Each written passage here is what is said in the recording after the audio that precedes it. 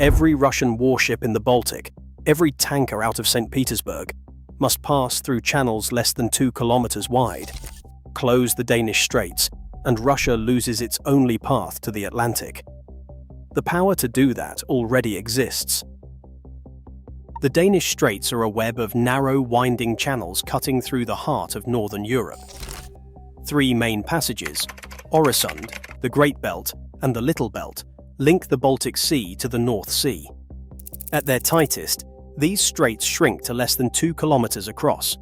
The Little Belt narrows to just 600 meters at Fjeld Flak, while the Øresund pinches to about 4 kilometers between Helsingør and Helsingborg. Depths in these lanes drop to as little as 7.5 meters in the Øresund's Drogden Channel, forcing even large tankers to follow precise, shallow paths. Traffic separation schemes, marked by buoys and enforced by Danish authorities, split the water into thin corridors, sometimes less than a kilometer wide, where ships must keep strict order. Every day, dozens of vessels, including tankers, ferries, and freighters, thread these lanes, their passage dictated by geography and international law. The strait's physical limits mean that even a single grounded ship or obstruction could halt movement in hours. In this maze of islands, sills, and shoals, control over the narrows is not just about maps. It is about who can move and who cannot. Every drop of Russian crude leaving the Baltic Sea must pass through the Danish Straits. In January 2026 alone, Russian ports shipped out 12.7 million tons of crude oil, nearly half the country's total seaborne exports for that month. Tankers loaded at Ust-Luga and Primorsk carry oil not just to Europe, but now overwhelmingly to Asia. Since sanctions, more than 80% of these Baltic shipments are bound for China and India, rerouted by a growing shadow fleet of older, uninsured tankers. These ships operate in legal grey zones, swapping flags and dodging Western insurance to keep Russian oil moving. The volume is staggering, more than 100 tankers each month, with almost half flagged or managed outside traditional oversight. For Moscow, this maritime corridor is more than a trade route, and it is a financial artery, feeding billions into the state budget. If the straits close, that flow stops cold. Kaliningrad sits wedged between Poland and Lithuania, far from Russia's main territory and cut off from direct land routes. Its lifeline runs across the Baltic Sea through the Danish Straits. Every shipment of food, fuel, and military supplies arrives by ship, making maritime access a matter of survival for the region's 1 million residents and the Russian forces stationed there. In 2022, Lithuania briefly restricted rail transit across its border, halting the flow of goods and exposing just how quickly isolation can become reality. The lesson was immediate.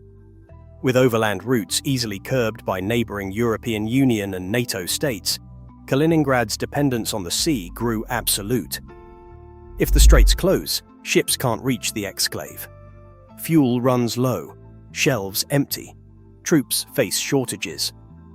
For Moscow, the risk is not just economic, it is strategic. The vulnerability of Kaliningrad turns the Danish Straits from a distant choke point into a flashpoint where geography and politics collide. Danish and Swedish patrols keep a constant watch over the straits, relying on a mix of modern warships, aircraft, and sensors. The Danish Navy deploys Eva Huitfeldt-class frigates, large, heavily armed ships that can control wide areas of sea.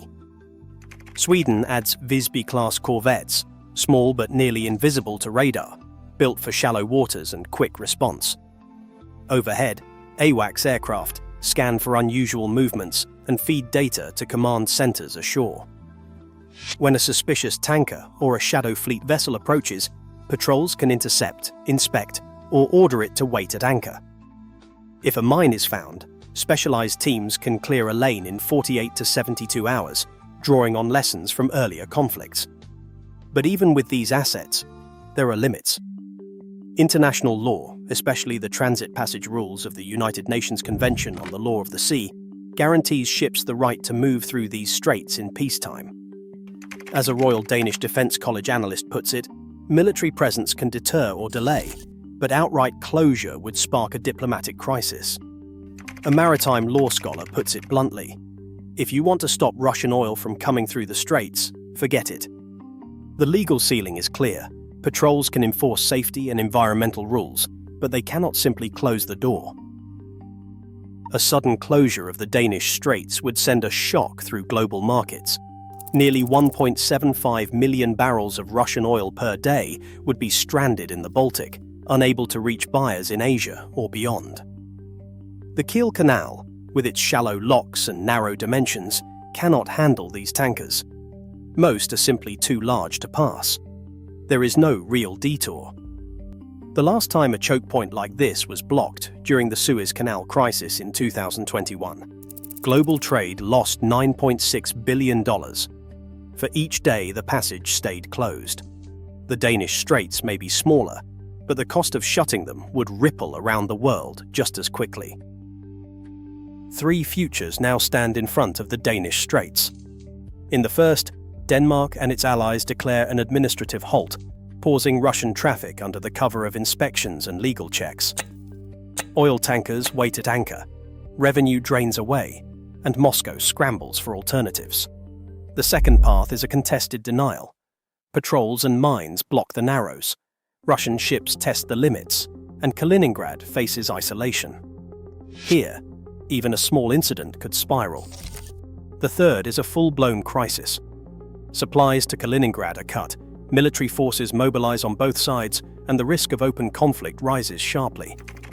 As Michael Kaufman warns, every step up this ladder increases the danger of escalation beyond anyone's control.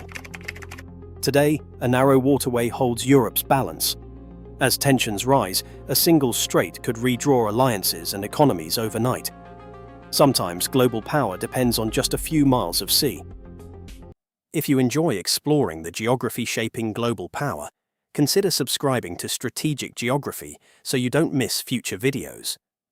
You can also explore the other videos on the channel to discover more strategic locations around the world. And tell us, which strategic location should we explore next?